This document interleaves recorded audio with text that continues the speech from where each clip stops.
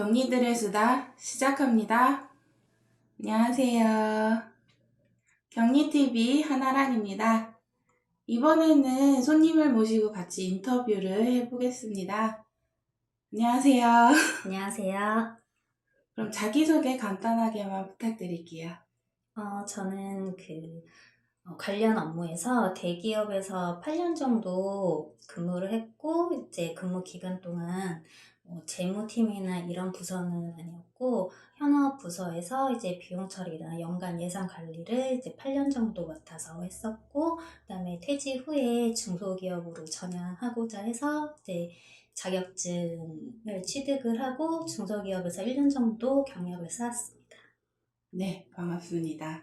저랑은 저번에 같이 수업을 했었잖아요. 네. 그래서 그룹과외를 신청하셔가지고 같이 수업하셨는데 어떻게 수업은 신청하셨어요? 저는 일단 실정한 계기는 인터넷 상에서 이제 직무적으로 모르는 부분을 이제 조회를 해보다가 이제 과외가 있다는 것을 알게 돼서 신청을 하게 되었고, 이제 한 달에 사회 수업, 정규 수업을 받아서 지금은 이제 수업이 완료된 상태입니다. 네, 그러면 수업은 어떠셨어요?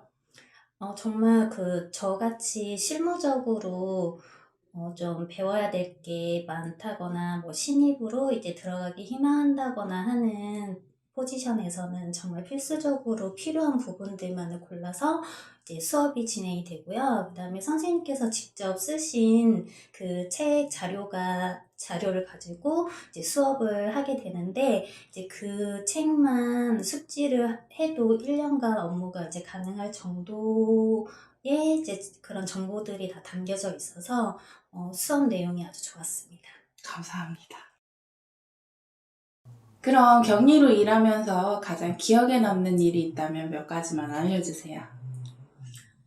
아무래도 꼭 격리 직무를 떠나서라도 회사에서 일을 하면서 이제 어떤 부분에 인정을 받았다던가, 뭐 나는 그냥 작은 거 내가 맡은 거 했을 뿐인데 그거를 크게 좋은 말씀을 해주신다던가 그랬을 때가 가장 기억에 남아요. 그죠. 칭찬을 받았을 때 네, 그때 그렇죠. 힘도 나고. 네. 그렇죠. 그럼 또 반면에 또 안 좋은 점이 또 있으셨다면? 그 격리 직무의 좀 특징이라고 할까요? 이제 다른 영업부라든지 뭐 어떤 뭐 마케팅이라든지 이런 부분은 팀 단위로 이제 여러 명이서 그렇게 운영되는 경우가 많은데, 중소기업 같은 경우는 이제 경영지원팀이 이제 한 명으로 운영이 된다던가, 이제 하다 보면은 이제 나 혼자서 뭐 윗사람에게 물어본다거나 뭐 아랫사람의 도움을 청하기가 좀 어려운 상황에 혼자서 이제 업무를 진행하는 경우가 좀 대부분 중소기업에는 있는 것 같고요. 그다음에 또 그렇다 보니까 회사에서 이제 뭐 영업도 아니고 디자인도 아닌 그런 뭐 서류적인 부분, 좀 제가 생각하기에는 그런 잡다한 업무들이 경영 지원으로 모두 다 올 때가 많아요. 근데 방금 말씀드렸듯이 인원은 한 명인데 이제 그런 일들을 다 처리를 해야 되다 보니까 좀 시간적으로 여유도 없고, 내가 주로 해야 되는 업무의 퀄리티 있게 업무를 하기도 힘들고, 그런 부분에서 스스로 조금 힘든 부분이 많다고 생각합니다. 뭐 회계사 그런 자격증이 있지 않는 이상 어느 정도의 그런 회계적인 지식은 다 가지고 그 업무를 임하기 때문에 사실 진짜 이거는 전문직이라고 저는 생각을 합니다. 그렇죠. 네네. 네. 그 자격증 시험도 있고 그래서 네네. 전문적인 지식이 없이는 조금 일하기 힘든 네, 직종이긴 하죠. 불가능하다고 생각해요. 그리고 저도 이제 전산세무랑 전산회계 자격증을 이제 취득을 해서 이제 중소기업에 취업을 했었는데, 그 시험도 제가 처음에 이렇게 생각했던 것보다는 정말 많이 어렵고 기간도 저는 많이 걸렸거든요. 그리고 한번 뭐 떨어지기도 했었지만 그만큼 이렇게 쉽지 않은 그런 내용을 다루기 때문에 정말 전문 직업으로서 이제 인정을 받아야 된다고 생각합니다. 네. 그러면 자격증 공부하셨으니까 그리고 또 직접 일을 해보셨으니까 아실 건데 자격증 딱 공부만 한다고 해서 또 일이 가능한 건 아니잖아요. 사실 그 자격증이라는 것은 그 업무에 대한 정말 기초적인 그런 계정이 어떤 것들이 있고 어떻게 적용해야 되는지 정말 트레이닝하는 그런 기초적인 스타트라고 생각하시면 될 것 같고요. 그다음에 그 회사 이제 들어가서 업무를 하면서 그런 대표들이 요청하는 그런 자료들을 이제 적소에 이제 제공을 할 수 있어야 되기 때문에 엑셀도 굉장히 그런 고급 기능들을 잘 다룰 수 있어야지 내 업무 시간을 좀 줄이고 그럴 수 있을 것 같습니다. 네, 맞아요. 그럼 지금 다니셨던 데가 대기업도 다니셨고 중소기업도 다니셨잖아요. 네. 가장 차이가 뭐라고 생각하세요? 아무래도 그런 기업들을 나누는 데는 일단 결정적으로 인원의 그런 구분으로 이제 대기업, 뭐 중견기업, 중소기업 이렇게 많이 나뉘잖아요. 그러니까 그만큼 대기업 같은 경우에는 맨파워가 있다는 뜻이고, 재무는 재무대로, 또 인사는 인사대로, 뭐 세무는 또 국내 세무, 해외 세무, 그렇게 다 모든 것이 세분화가 되어 있기 때문에 되게 작은 범위의 그런 업무들을 세심하게, 그다음에 퀄리티 있게 또 하면서 그 업무들을 어떻게 하면은 뭐 실수가 없이 잘 이 업무들이 이루어질 수 있을까 하는 창의적인 그런 아이디어도 많이 가지면서 그런 업무들을 할 수 있고요. 제가 담당하는 부서들 이제 법인카드를 관리하면서 비용 처리 이제 계정에 맞게 이제 그런 것들 기업 시스템을 이용해서 전표로 입력하는 업무들을 이제 주로 했었고, 이제 연간 사업 계획이라고 해서 이제 예산을 부서 특성에 맞게 이제 1년 살림을 그렇게 마련을 해서 이제 그런 예산으로 운영까지 하는 업무들을 이제 주로 하게 되는데요. 사실 저는 만족도가 가장 큰 업무와 회사였다고 생각을 합니다. 그래서 추천을 사실 대기업으로 가면은 가장 좋다고 생각을 하는데, 이제 대기업에 이제 취업에 성공을 못하거나 또 다른 큰 뜻이 있어서 중견기업, 중소기업으로 요즘에 좋은 기업들로 또 그렇게 이직하는 분들이 많잖아요. 그래서 저도 그런 원대한 꿈을 갖고, 이제 아무래도 그런 중견기업이나 중소기업에 가면은 제가 이제 파트장이나 팀장까지 올라갈 기회도 이제 주어지고, 그렇게 그런 또 많은 업무들을 또 다룰 수 있다 보니까 이제 그런 이제 커리어를 쌓고 싶어서 그렇게 이제 중소기업으로 전향을 하게 되었는데, 이제 그렇게 하면서 좀 이리 부딪히고 저리 부딪히고 이제 입성을 하면서 좀 어려운 상황들이 좀 많았던 것 같아요. 네, 그래서 지금 과도기라고 할까요?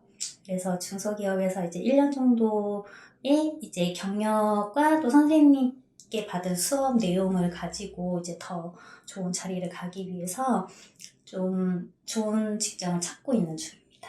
네. 네.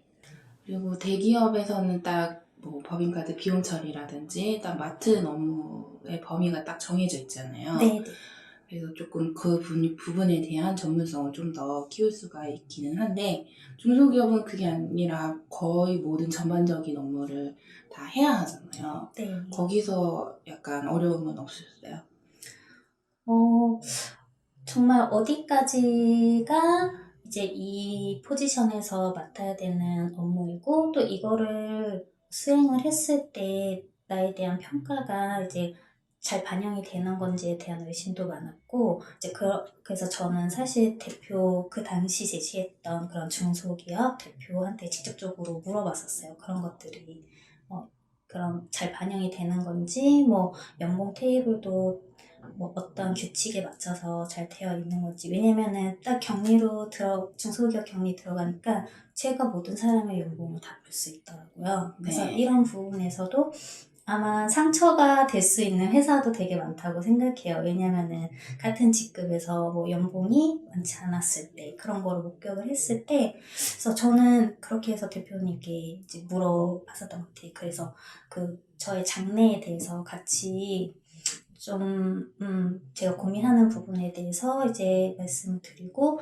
이제 근데 그런 것들이 이제 뭐 대표님들이 이제 그런 거를 이제 안고 달 수 있는 그런 백포의 대표님들도 계시겠지만 정말 그렇지 않은 분들도 계시기 때문에 그런 것들은 그런 성향들을 잘 파악하셔서 그렇게 질문할 수 있고 또 미래에 대해서 같이 고민할 수 있고 그렇게 하셔도 될 것 같습니다. 네. 저도 많이 동감이 가는데요. 저도 일하면서 이런 급여 관리라든지 급여 계산을 또 해야 할 때 그런 부담감도 많이 있었었고, 그리고 아무래도 대기업은 연봉 테이블도 잘 정해져 있고, 회사 내규 사칙도 다 정해져 있기 때문에 어느 정도 모든 직원이 그것만 잘 지키고, 뭐 성과를 낸다면은 뭐 그것도 월급에 반영이 된다든지 승진에 반영이 되는데, 아무래도 중소기업은 규모가 작아가지고 대표님의 주관적인 판단이 많이 들어가더라고요. 그래서 같은 직급이어도 누구는 더 많이 받고 누구는 더 적게 받고, 특히나 이 격리 쪽이 조금 많이 낮게 보시는 경우가 많아가지고 저도 그런 적이 좀 많았었죠. 네, 그렇게 말씀하시는 분들이 많은 것 같아요. 네, 상당히 맞습니다. 저는 외국계 다녔던 한 5년 정도 다녔던 경력이 있는데, 혹시 외국계는 다녀보셨어요?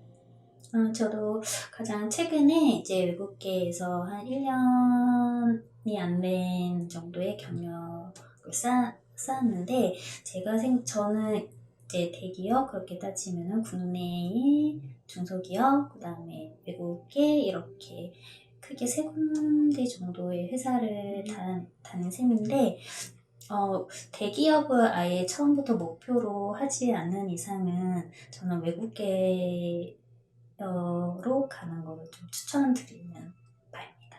그냥 일반 국내 중소기업보다는 외국계가 더 낫다. 그거죠? 네, 왜냐하면은 만족할 수 있는 부분, 뭐 어려운 점도 분명히 있었지만 만족할 수 있는 부분도 굉장히 많았는데요.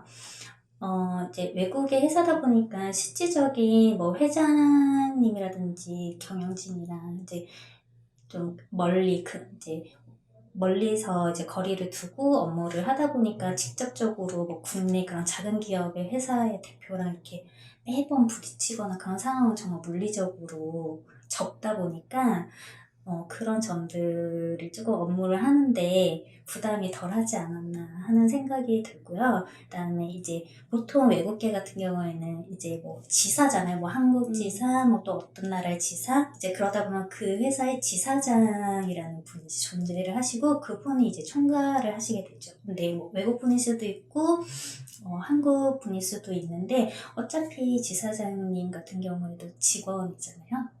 네, 그렇기 때문에 이제 같은 직원으로서 이제 나한테 주어진 업무들을 잘 해낸다면은 뭐 그 이외에 뭐 이제 다른 어려움이라든지 이런 거는 적은 것 같습니다.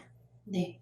그럼 임금으로 따졌을 때도 아무래도 대기업보다는 좀 덜하겠지만은 그냥 일반 중소기업보다는 외국계가 조금 더 많이 쳐주죠. 네, 제 경험으로는 대기업에서도 어떤 직무냐에 따라서 연봉 테이블이 이제 정해져 있기 때문에 무조건 대기업이 가장 많이 준다. 그거는 이제 아닌 것 같고요. 그다음에 중소기업, 소규모의 중소기업이 아무래도 제일 적은 연봉을 책정하는 거는 맞는 것 같고, 이제 중간에 외국계 기업이 위치하는 것 같아요. 그리고 기본적으로 영어를 뭐 원어민처럼 해야 되는 파트도 있겠지만 경영 지원 같은 경우에는 이메일 작성이라든지 독해 정도의 그런 실력으로도 그 업무가 가능한 외국계 기업들이 존재하기 때문에 내가 뭐 진짜 원어민처럼 그렇게 영어를 다룰 수 있다면은 대기업 이상의 연봉으로도 많이 가시는 것 같아요. 네. 네. 저도 영어를 잘 못하는데 외국계에서 5년이나 근무를 했으니까 그게 가능한 것 같아요. 영어 못하는 사람들도. 그럼 마지막으로 질문 하나만 더 드릴게요. 앞으로 계속 격리로 일을 하실 건가요? 제가 선생님 과외를 들으면서 좀 많이 자신감을 회복했고 그런 어려운 부분들을 많이 배울 수가 있어서 네, 그 선생님 책들을 위주로 좀 공부를 많이 할 생각이고요. 그것을 바탕으로 계속 경력을 쌓고 싶습니다. 네, 제가 도움이 됐다니 너무 좋네요. 네, 저도 감사합니다. 감사합니다. 그러면은 다음에 또 뭐 취직이 됐다는 기쁜 소식을 또 들을 수 있었으면 좋겠고요. 저도 취직이 됐으면 좋겠고요. 계속 또 연락이 됐으면 좋겠습니다. 네, 좋은 소식 있으면 선생님도 전해주시고 저도 전해드리도록 하겠습니다. 네, 그러면 오늘은 여기까지 격리 경력자분의 인터뷰를 해봤고요. 그럼 다음 시간에 만나요. 안녕히 계세요.